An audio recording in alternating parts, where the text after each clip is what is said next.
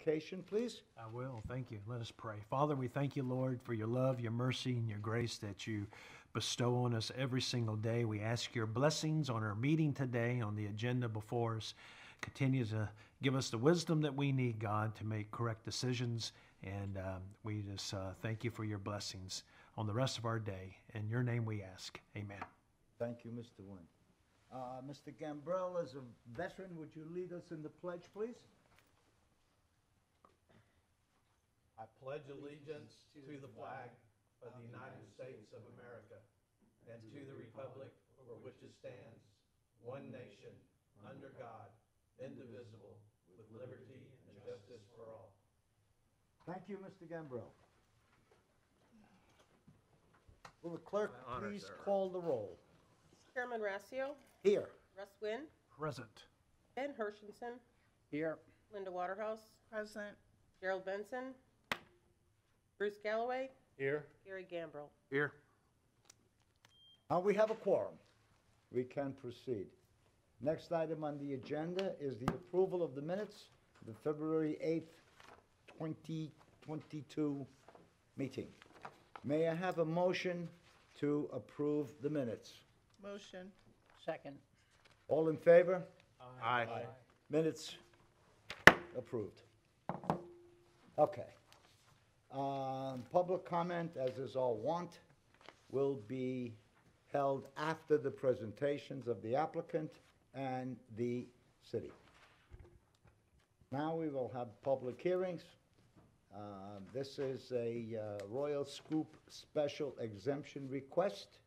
Request for a Group 2 food and kindred products manufacturing use on property located in the light industrial zoning district pursuant to Land Development Code Section 4-718.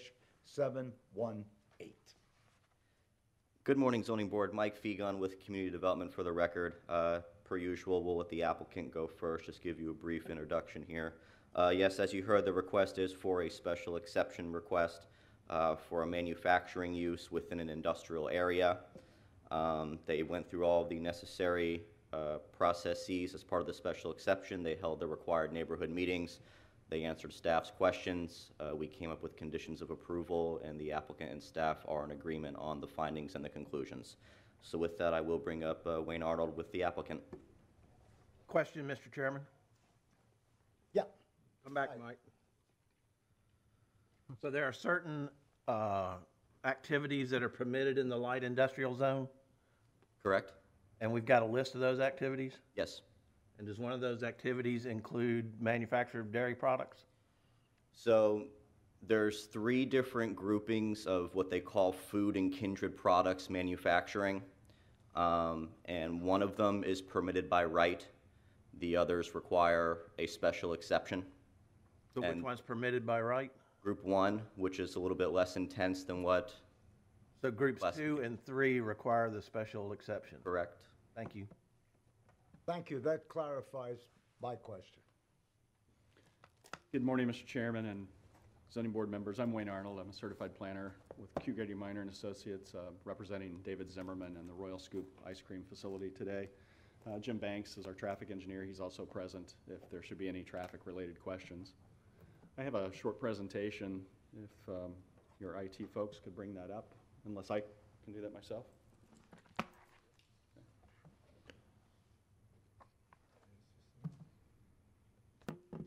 Thank you. So this facility, as Mr. Fegon said, is a special exception in your light industrial zoning designation. The Group 1, which are permitted by right, allows you to manufacture other things like candy and chewing gum and things like that. Don't think there's a lot of that going on necessarily in Bonita, but Royal Scoop, as many of you know, has been around Bonita Springs since 1979, manufacturing ice cream at their facility, technically in Collier County, but off of Vanderbilt Drive. I'm sure most of you have visited that if you've been in town for a while. So because they've added other retail locations in the area, they need a larger facility to manufacture the ice cream and then store it and then distribute it to their retail locations. So the facility that Mr. Zimmerman has purchased was a former warehouse building located on the aerial you can see just east of the old dog track facility at the corner of Enterprise and Racetrack Road. It's an existing facility that's going to get some beautification on the outside and then a redo on the inside to take care of the manufacturing, where there'll be the milk and cream stored on site, the refrigeration units, and then the freezer units where the ice cream would then be stored. So again, the manufacturing's been done on site to date, and this will be a larger facility to house the operations. We're in the industrial future land use category and the light industrial zoning designation, as Mike's report mentioned. And it's a really, I think, probably we use a lot of older references to these use activity groups. And the ice cream manufacturing talks about ones where there's non-milk fluids are used. And back in the day, there would be raw milk production, and obviously the milk is not produced raw there. Milk is brought in by truck and then utilized in the manufacture process. But again, it's a site plan is existing. We've submitted a development order plan to redo some of the loading bay area to accommodate his manufacturing operations. The building itself is around 15,000 square feet, and it will not be a retail location. This is truly for manufacturing. It's not intended to be for retail sale of his product. The parking is on both the enterprise side and off of Racetrack Road side of the property. It complies with all of your land development code criteria for the site improvements, and it's been through review at the city for that process. This is an interior proposed floor plan, and I don't know if any of you had a chance to make a site visit, but we've been in the facility, and there'll be obviously office component to this thing. There's a storage component. There's the manufacturing process with the tanks and the freezing units, et cetera. But largely all indoor. It's innocuous, probably won't be noticed by anyone. And we've had nobody attend the two required neighborhood information meetings. We had one prior to the submittal and then post-sufficiency, and we had no attendees. So we don't believe that there's any opposition. There are no residences within a quarter mile of the facility. So there's no noxious effect to the neighbors. We've gone through and met the criteria for special exception as Mike has outlined. I'm not going to go through each and every one of those criteria. I think the record's complete with his staff report. I'm not going to belabor the point. And in conclusion, we're in support with staff's few recommendations that this complies for this site and this use only, and we're comfortable with that. And with that, I'll be happy to answer any questions if you have any. I have a question. It's kind of more curious than it is actually probably one of substance. And that is when you talk about 5 customer spaces, is that relevant to this at all? I mean, it's not going to impact anything, but I was just kind of curious. Would it be possible for someone who, say, owns a small ice cream place or whatever, or go in to pick stuff up? I'm just curious. It's a curious question. No, your parking code is the reason it's expressed that way, but if you have an industrial place, he may have vendors call on him, and that would be an opportunity for them, in addition to the employees, to have a place to park. Thank you. Just one question. Yes, sir. One of the requirements of section 4-131 must have a changed or changing conditions that make approval of the request appropriate. What, in your opinion, is the changed condition? The changed condition is that the special exceptions required. It's been a warehousing use, and Mr. Zimmerman needs a manufacturing space, and the only opportunity to get there is through a special exception. In almost any place in City of Bonita Springs, I have to go through this process. So you have no opportunity for ice cream manufacturing by right in the city. I understand that. But in order for you to get the special exemption, you need to demonstrate that there's a changed condition. And the fact that the building is empty is, in my opinion, is not a changed condition. Okay. So that's all I'm asking, is you're the advocate, we're the judge. Right. I understand that. Make your case. I'll defer to your city attorney too, but Okay. the criteria may not always be applicable. And I think that it's not a requirement that all the boxes have to be checked. I'm sorry, it's not? It's not a requirement that all of the boxes have to be checked. There could be a not applicable as well. Well, Mr. Rooney, would Yes. you comment on that? This has always been a point that I'm making because I had the same question with the automobile showroom where they told me that people buy automobiles on the internet. That's a changed condition.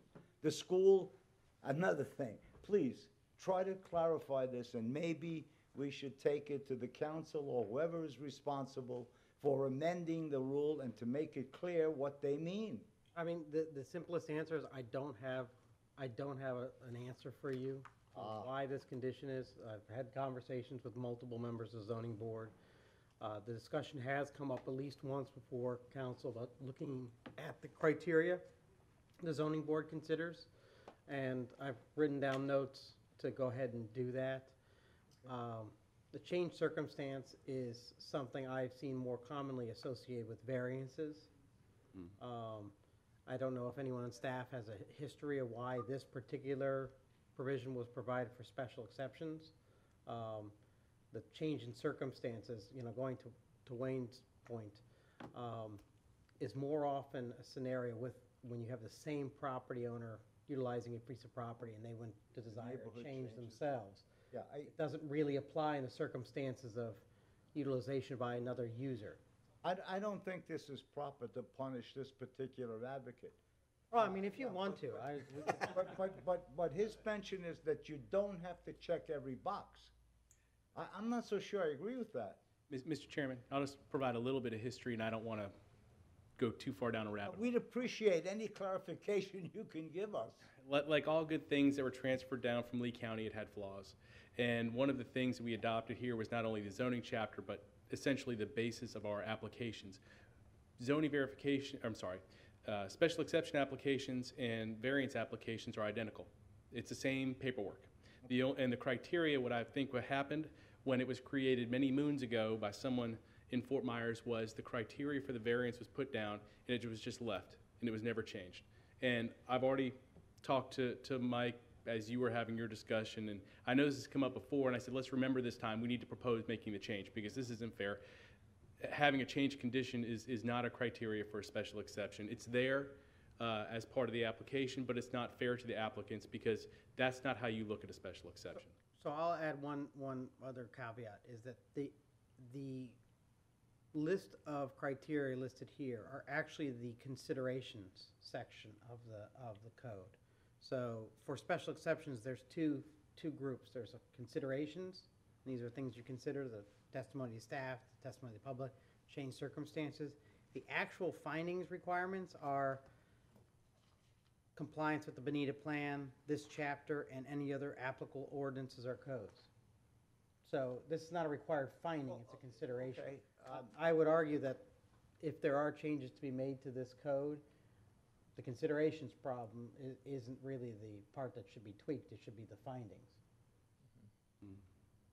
So basically, the city is saying, even though it's written, it really doesn't apply because it's just a carryover. The history is a little murky, and we're not. Well, I'm going to read this. I'm going to read this section to Wayne's point. It's not the introduction doesn't list it. In reaching their decision, the zoning board must consider the following whenever applicable, and then A is whether the existing changed or changing conditions make the approval of the request appropriate. So if it's not applicable to the this code, it doesn't apply. Okay. So what's the process for fixing this? I think we'll bring this up to council members and see if there's an appetite at their level for us to take this forward and start making a Before change. council. Mm-hmm. Is, Well, thank you. Again, I say it's not right to punish the applicant here because of something that the city, that defense says is not applicable. So we will just do away with that. Thank you for your presentation. One more, just Yep, a little bit. Mr. Gambro. So is the right process with council to bring up individual points like this, or maybe recommend to council that a group be formed to address multiple issues with? That's a philosophical question that people have had Oh, since I've the beginning of known time. to- However, it depends on how big of a bite you want to take. There are sections of this code. We've made major revisions since we've started revising. However, I would agree with you, it's not done. I don't think it's ever done. So the question is, how much appetite does council have for changes right now? maybe there's a standing group that we go through for, To take a statute or a regulation that's 2.5 feet tall to go over it is just, anyway.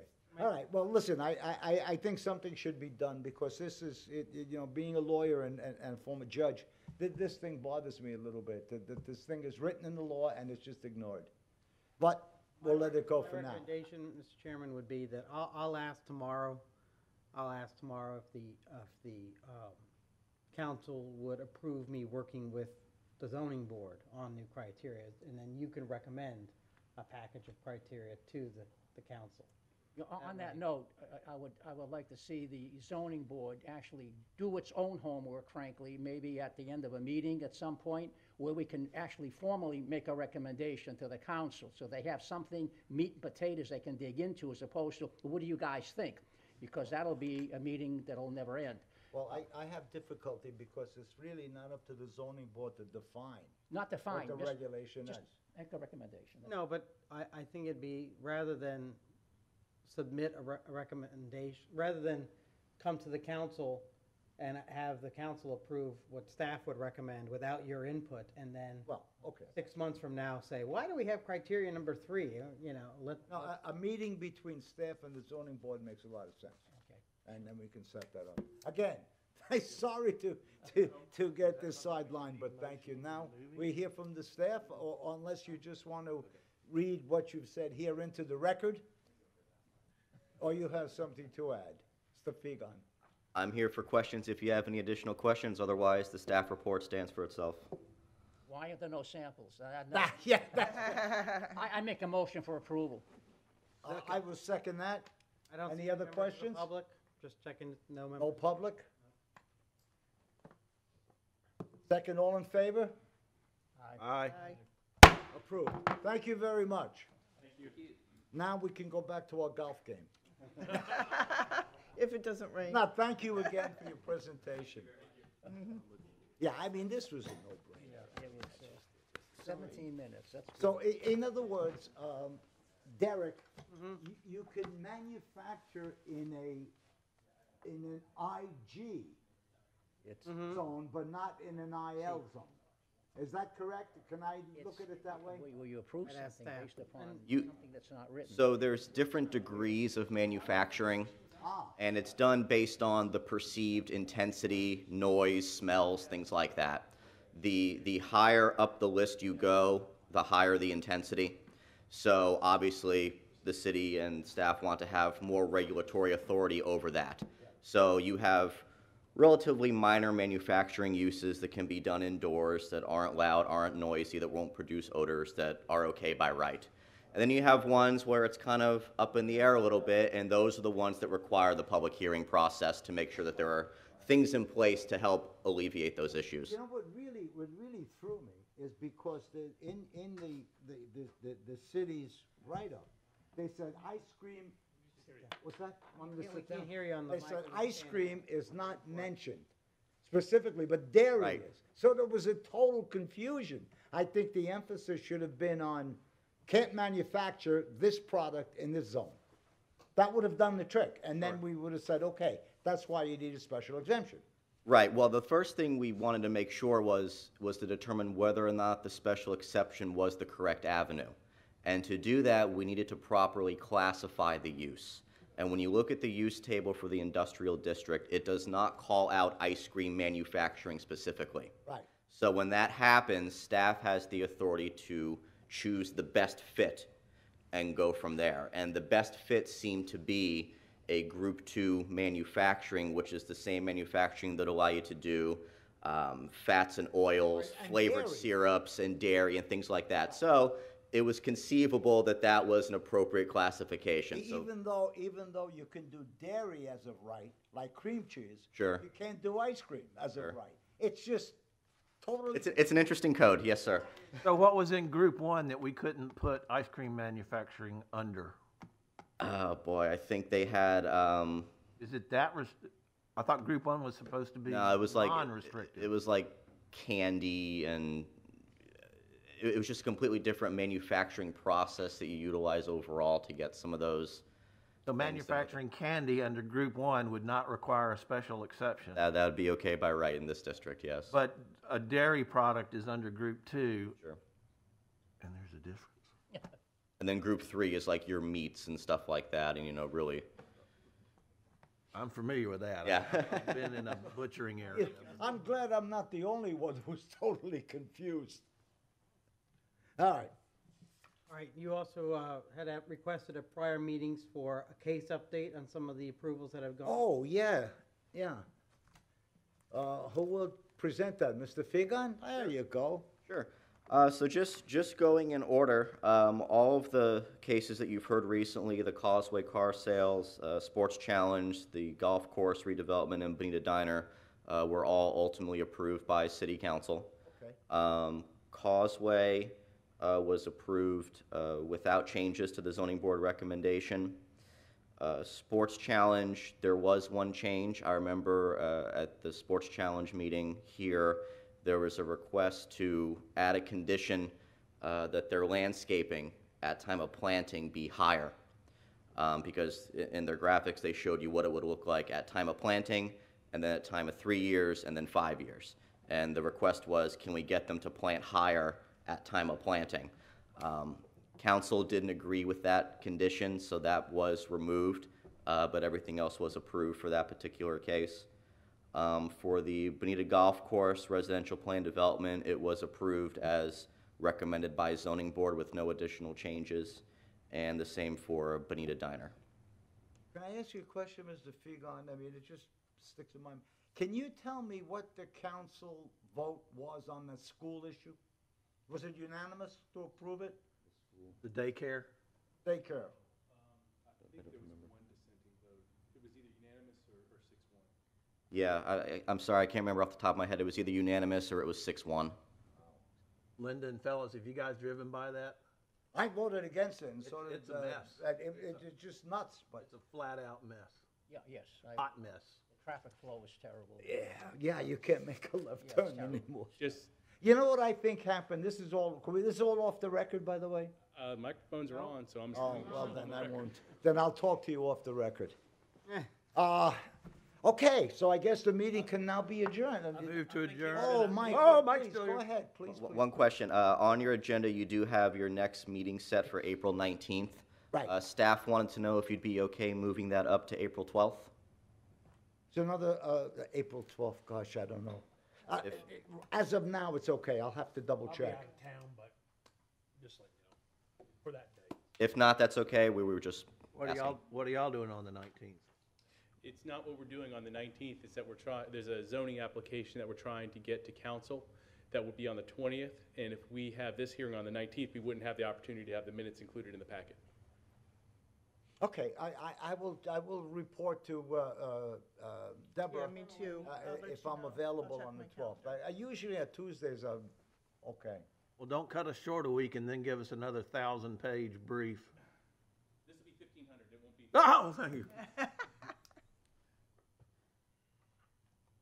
Anything else? Did you want to say something? No. Okay, all right.